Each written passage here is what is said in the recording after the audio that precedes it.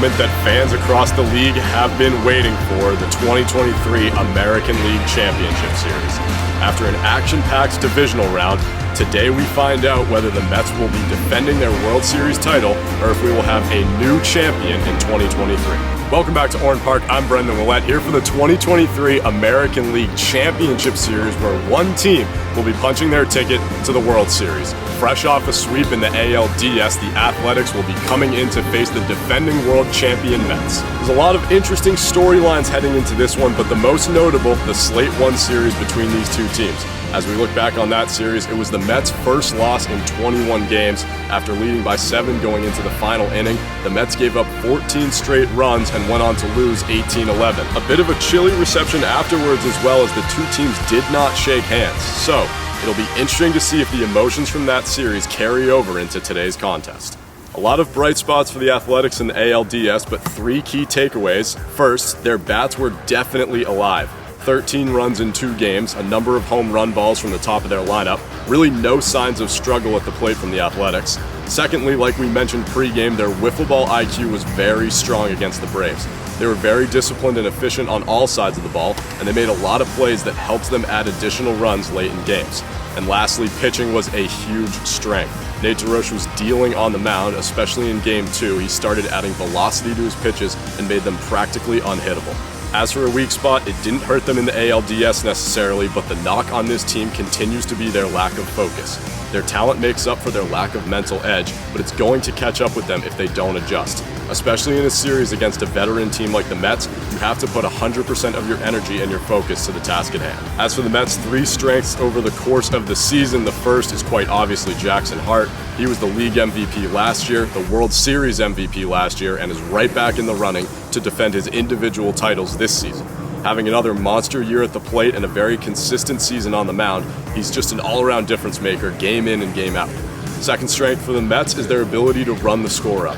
Very few teams in the league, if any, have this quality, but the Mets have always been able to piggyback off each other's performances and rack up runs, oftentimes consecutively. Lastly, their experience is a huge strength entering into this postseason. They've been in this position before. They won a World Series title last year. They've played in close postseason games, and they've played in close regular season games. They are a team of seasoned veterans that can handle the pressure of this moment better than anyone, so that'll play very nicely to their advantage today. As for a weakness, it's their depth. The Mets have constructed themselves in a very top-heavy way, and after Jackson Hart, the production falls off significantly. Seth Hellman was even quoted as saying this team will only go as far as Jackson takes them in the postseason. Last season, this wasn't much of an issue, but we could very well see their lack of depth be exposed here today. Starting lineups first for the visitors. Chase Stafford, Drew Botta, Matt Cusolito, and Nate DeRoche all draw into the lineup. Same 4 guys that have collected the last 5 wins for them, looking to reach that 7th win in a row mark here today. As for the Mets, just a 2-man lineup here today. Jackson Hart and Seth Hellman are active. Will Tesmer unavailable for today's series. A bit of a controversial turn of events, as Tesmer was expected to be in the lineup, but the Mets electing to display a lineup of their 2 best hitters here today. We'll see if Tesmer's absence either hurts or helps them in this ALCS matchup. On the mound, 2 of the best in the league looking to bring their best stuff. Nate DeRoche collected his first 2 postseason wins in the ALDS. He'll toe the rubber for the A's in this one. And on the other side, no surprise, Jackson Hart is the starter. He's had a bit of a rest during this bye week, having not played since giving up just 1 earned run against the Diamondbacks. He'll get things going for the Mets, and I can pretty confidently say he'll be the only pitcher on the mound all day for the Mets. It's about time for first pitch. Let's go down to the field and talk with the players before we kick things off in the ALCS. All right, here with Jackson pregame before the ALCS. You guys were here last year, but you're running into a team that is pretty hot, coming off of a sweep in the ALDS and a sweep in Slate 5. How are you going to slow their momentum in this series? I think it all starts with that first inning. That first inning is going to be very important for me on the mound. Obviously, we're the home team. I'm on the mound first, and I think keeping them to no runs in that first inning is going to be very crucial. Awesome. Best of luck, Jackson. Thank you. All right, here with Drew. ALCS, you guys are facing the defending world champion Mets, best of 3 series, probably the biggest test of the season for your team. How are you going to be able to pull off this upset against such an experienced group? I think we just go out there, have fun, and play carefree, and it always seems to get the job done. I think we just go play how we play, have some fun, and we'll come out here as winners. Awesome. Well, best of luck, Drew. Mets and Athletics, ALCS. Let's get it going. The American League Championship Series. the Mets will be hosting the Athletics. 2 wins for either of these teams, and they are punching a ticket to the 2023 World Series. Game 1, Jackson Hart on the mound. Chase Stafford will lead off for the Athletics. Trip to the World Series on the line. Here we go. There you go, good luck, kid. Count is full, and it's in the dirt. Chase Stafford is aboard with a walk to start game 1. Crusolito digs in. 2-2 delivery. Got him looking, there's one away.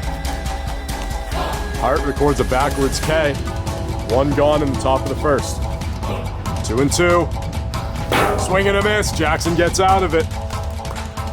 3 up, 2 down, headed to the bottom half. Nate DeRoche looking to replicate the pitching performance that Jackson Hart displayed in the top of the first. Seth Hellman is the leadoff man. Let's see what DeRoche has here in the bottom of the first. 3-1 hitters count. Leaves it up high. Seth with a gentleman's walk. Jackson Hart digs in. That one high and gone. Mets are up 2 very quickly. It's a 2-run shot for Jackson Hart. And they're right where they want to be, ahead in game 1. That one high and gone.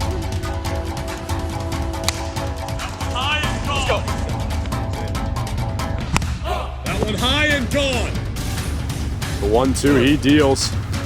Yeah. No way. Not a fucking chance, dude. You went around, dude. There's no way. My hands never went further than here. I'm calling it out. I'll look. Yeah, let's look at that.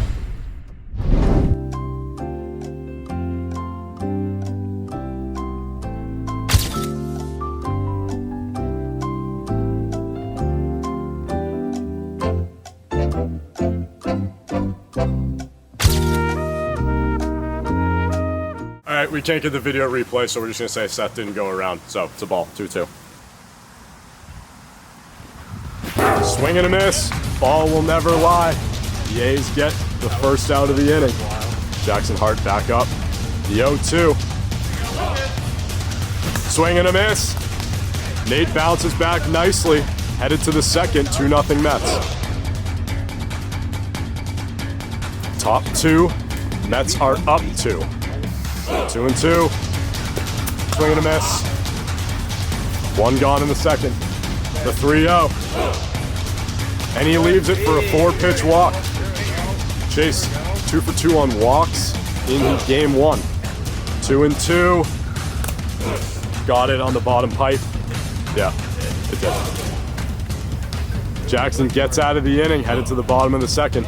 Bottom 2. Mets are still up by 2 runs here. Seth will lead it off here in the second inning.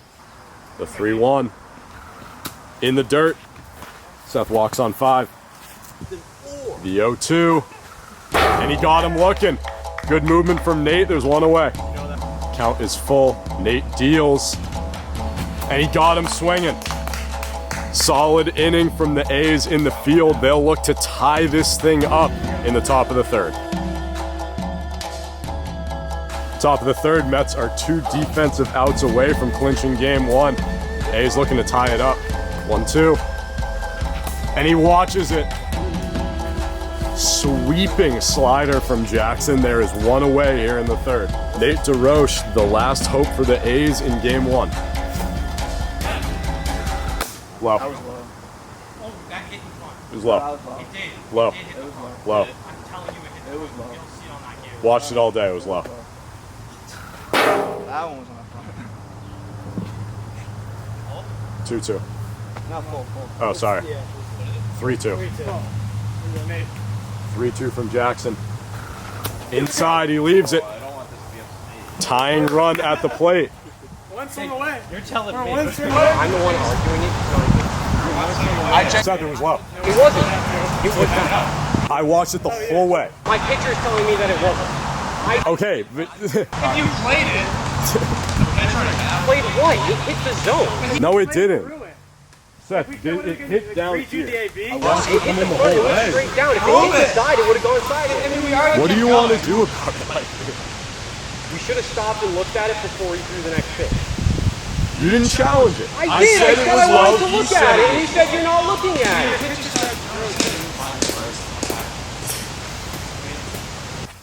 Yeah, we're good. Let's go, Chase! The 3-2. And it's outside. A's now have a runner in scoring position. The go-ahead run is at the plate. The 1-2. And he looks at a third strike. Mets take game 1. No shortage of drama. We're headed to game 2, where a win will send them to the World Series.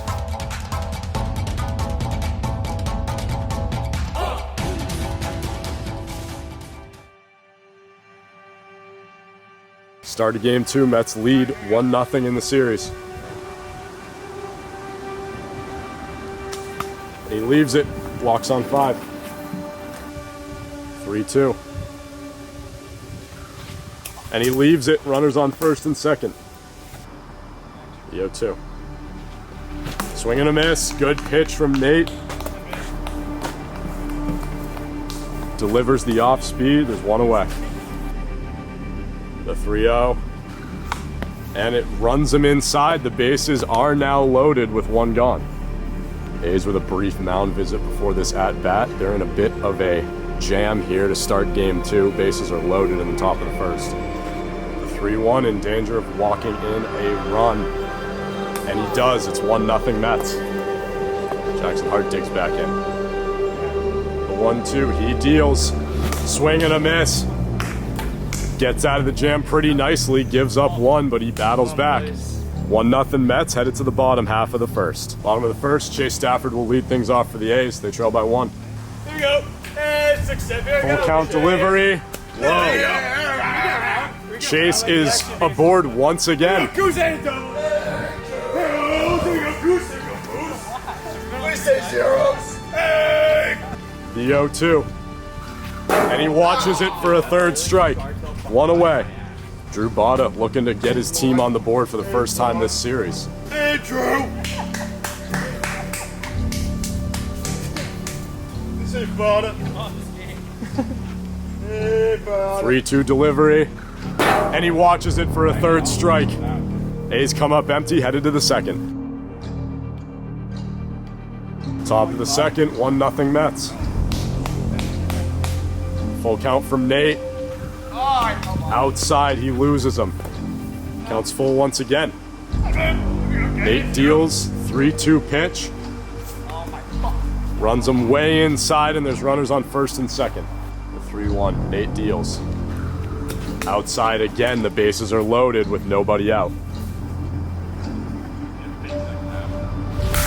That one into center. 1 run will score, that's all they're gonna get. Jackson Hart with an RBI puts his team up by 2. 3-2 pitch. Leaves it high. It is 3-0 Mets. Things coming undone for the Athletics here in game 2. The 3-0. And he leaves it. It's 4-0. Still 1-2. And he got him swinging. Good pitch from Nate. Delivers the off speed. There's 1 away. 1-1. That one to Chase, off the wall. 1 will score. That is all they'll get. 5-0. The 3-1. Outside. 6-0.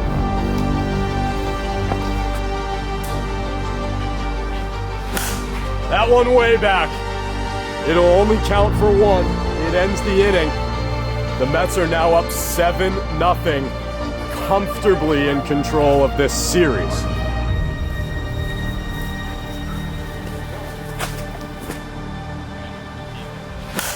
That one way back. That one way back. That one way back. It'll only count for 1. It ends the inning. Bottom 2, 7-0 Mets. A's looking for some sort of answer. Hard to see that again. 3-2. Inside, he leaves it. It pays off for the A's. They've got a base runner here in the second. 2-2. Leaves it. Oh, sorry. 3-1. Chase walks on 5. 3-2. And he hits the outside pipe. 1 away. Runners on first and second. That one in play. They will not get anybody. Safe all around. The A's have broken the hitless streak here in the series. Bases are loaded with 1 gone. Twos. The 2-2. And he set him down looking. Big punch out from Jackson Hart. They're 1 step closer to heading to the World Series. Going to the 3rd. 2-2. Swing and a miss. He got him on the floater. 1 away. 0-1. Oh yeah. That into the gap in center. No one is there. Jackson has a single. The 3-1. Loses him. Runners on first and second for the Mets with 1 gone. 2-0. Popped up. Nate can't make the play. That's a fair ball. Jackson will head to second. Bases are now loaded with 1 gone after the Jackson Hart single. The 3-1. Leaves it and a run is walked in. 8-0 Mets. Got him looking. A's give up 1. They're going to need to come up with 8 runs in the bottom of the 3rd, or their season's over. Bottom of the 3rd, the A's trail by 8. If they can't come up with 8 runs, the Mets are headed to the World Series. Chase Stafford leads off. 3-0. And the A's have a base runner. Nobody out here in the 3rd. Well, count's full, he deals. Swing and a miss. A's are down to their last out here in game 2. Drew Botta, the last hope for the A's. Count is full with 1 out here in the bottom of the 3rd. And they are headed back. God damn it! Oh, what am I gonna do? They defend the American League title. They shut the A's out in 2 games. And Seth Hellman shakes their hands this time around. We'll talk with both teams in a minute. Mets finish it off. 2-game sweep, and they're headed to the World Series.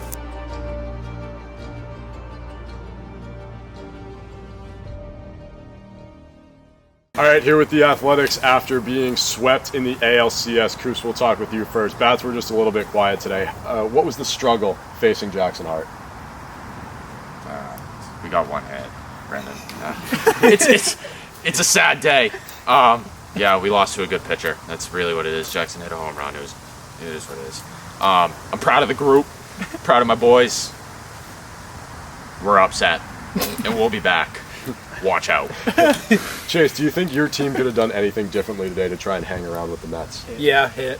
I think that's going to be probably the answer to every single question we answer in this interview. We got 1 hit in 6 innings. Going to be tough to win a game like that. I don't really think anybody's. Some people have done it. Not us though. It's just not happening. Yeah. I mean, if we made contact a little bit more, maybe, but we didn't. And here we are. Yeah, Nate, we'll talk with you defensively on the mound. How would you describe your shortcomings today against the Mets? Seth just beat me there at the plate. That's about it. And Drew, we'll talk with you looking ahead to next season. Obviously, you guys probably overperformed what you expected. You made it to the ALCS for the first time. You were just sub 500. Where does this team go from here? Start to cry. I'd say we underperformed. This was a World Series or bust type of team. After we went 1-5, I knew we were going to be going to the World Series, and I was wrong, but here we are. Can I just say something on behalf of the team? Sure. We were in the bottom of the power rankings the whole year, and no one believed in us. But we believed in us. But we believed in ourselves. This team has heart. We have heart. Jackson Hart will be coming to the A's next year. Thank our fans. Thank you to our 1 loyal fan. Corky. Thank you, Corky. This one's next year's for you. Yeah, not this one. And Chase, talking about next year, are there going to be any areas of focus for your team in the offseason before you enter into what is sure to be a competitive 2024? Oh yeah, we're going to be hammering the batting cages this year. I plan to hold weekly Zoom meetings, no matter where you are in the country, in the world. you're going to be hitting that damn baseball day in, day out, 365 days minus however many days it is till the next season. We're going to be grinding. We're going to be a different team. Yeah, we plan to start a satellite team of the A's and the Dominican. So all four of us we're going to go down, hit some balls. Yeah. Awesome, guys. Well, congratulations on your 2023 campaign. It was truly fun and impressive to watch you guys. Excited to have you back next year in 2024. The Dominican! All right, here with the Mets, after the two-game sweep, they have clinched back-to-back World Series berths, 2022 and 2023. Seth, we'll talk with you first. How does it feel to be going back to the World Series?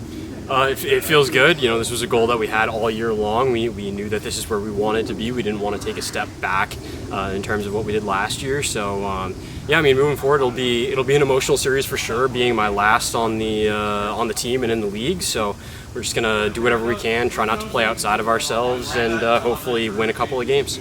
Jackson, we'll talk with you. Stellar performance from you today on the mound and at the plate. How do you translate that into a World Series performance?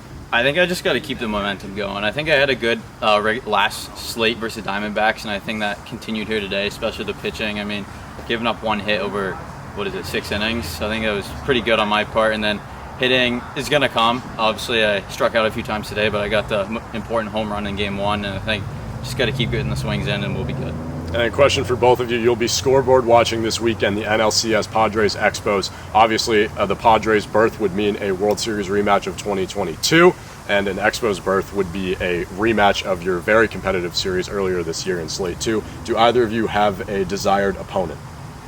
No, I mean, whoever we play against, we're just gonna try to, play within ourselves and try to swing at balls in the strike zone and leave balls outside of the strike zone.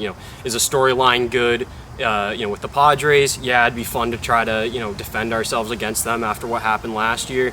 But also it'd be cool to get revenge against the Expos for the sweep. So no preference. We have reasons to want to play both teams. Yeah, we'll take whoever we get. We're confident with both teams. We've seen both teams. Obviously, the Padres we've seen more, but Expos we're going to be confident with. We got the more rest than both the teams, so I think we're going to rest up and be ready for whoever we get. Awesome, guys. Well, congratulations on the sweep. See you back here in the World Series. Thank you.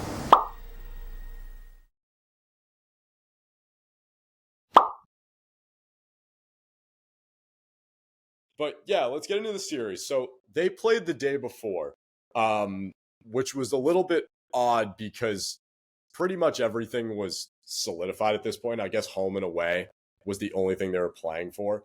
But the Braves, I guess both teams actually decided to not give their best stuff in Slate 5.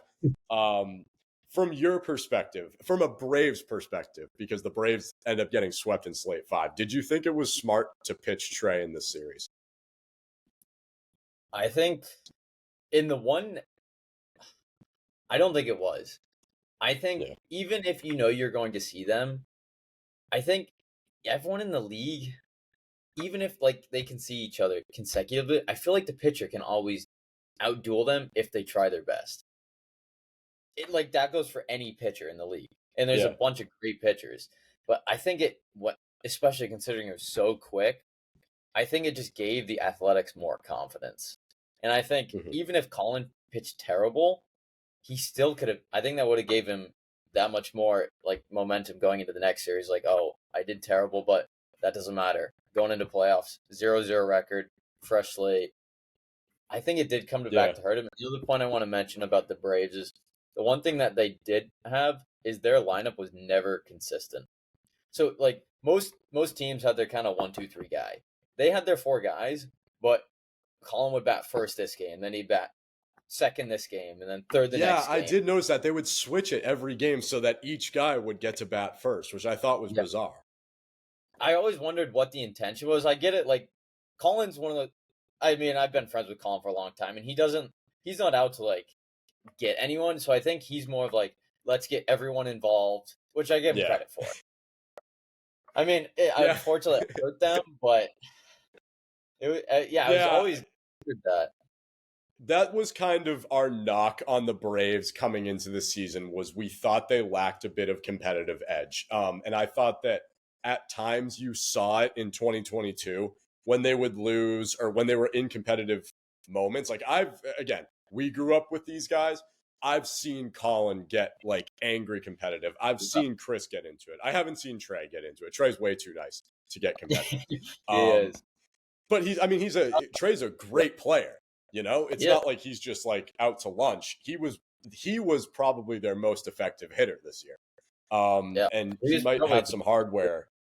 Yeah, he might have some hardware coming his way at the end of the season as well. I mean, we don't know what the awards are going to look like yet, but I would assume that he'd be up for at least maybe one or two, like awards that are not like MVP or anything. But I mean, he probably right up home runs as well. Yeah, he had a lot of home. We were talking about, I just had the thing up. I should look. He had 4 home runs, which is pretty good. Yeah. I mean, considering that, like, you led with what? Did you have 12? 12, yeah. 12. Yeah, I mean, you're kind of the outlier because everyone else is 7, 7, 6, 5, 4. So 4 is in the upper tier of home runs for this season, which is really good. Exactly. Especially from a guy that didn't hit that many the year before. So, like, most improved, comeback player of the year, something like that. Like, Trey's definitely in that realm of possibility. Some of those home runs too. Yeah, I mean, look at the series against us. I mean, he hit 2 home runs that were daggers, and he gave them 2 of their 3 regular season wins, you know? I mean, he hit a grand slam off me. So he did well. Yeah. And he had a big role in this playoff series as well. We'll talk about that. But what Michael and I said going into the postseason was that they definitely had a competition issue. And we worried that if they couldn't tap into that competitive edge, that they would struggle, and ultimately they did. So I agree with you 100%. The batting order thing to me didn't make sense because, like you said, every team has a pretty set batting order. Your team especially will never change their batting order, no matter the situation. I never had a chance to bat first, even if I was hitting 1,000. Yeah, I was going to say, you have the back-to-back like MVP, World Series MVP from last season, home run leader, silver slugger, like everything. Like you led in every category. You have never bat first. When was it? It was earlier this season. I think it was when we played you guys. My team, usually Ferrulo leads off for us because I think Ferrulo is a very consistent hitter, and I think that he does a really good job of putting balls in play. Yeah, he always gets on base. Yeah, he gets on base a lot too. I mean, he probably was a leadoff home run. Most leadoff home runs from the spot. Probably. That'd be a good stat to figure out who has the most leadoff home runs. Probably him. I mean, because if you look at the other leadoff guys in the league, I don't think that they're... I mean, I think you can take right off the bat. I think Braves don't even have a leadoff guy. Yeah, Braves switch their leadoff guy all the time. Does he lead off for them? Yeah. Chase maybe. Didn't he lead game 2 of this series off with a home run? I gotta look back at the video. He did. I thought he did too. I think that's like the moment that it was like over. Yeah. When you could just after game 1. I also a big thing I want to mention coming into this series is how I've never seen Colin get mad, but he was mad at the Athletics scheduling issues. Yeah, so that's what we got to talk about. Yeah, that was a real thing. Colin was not happy. He was not happy at all. No, yeah, he has. So what happened? A little bit of inside information on how we schedule these series. So we have, before the season starts, we sit down and give 2-week blocks of time for each slate. So in total, that's like the summer, I think, is what, like 10 weeks long. It's just about how long the summer is. And obviously each slate doesn't take 10 weeks. Most will take, 2 weeks. Most will take about a week. But we give ourselves like a buffer period in case there's scheduling issues, in case guys can't make it, in case the weather's bad. We put together a Google sheet. We have, for example, slate 1 was like May 5th to May 21st. Or May 19th, whatever it was, like the Sunday of that week. So we give ourselves a 2-week buffer period, and that goes on throughout the whole summer. But we don't schedule every single series before the season. We do it as it goes on, especially because, like the NFL likes to flex games.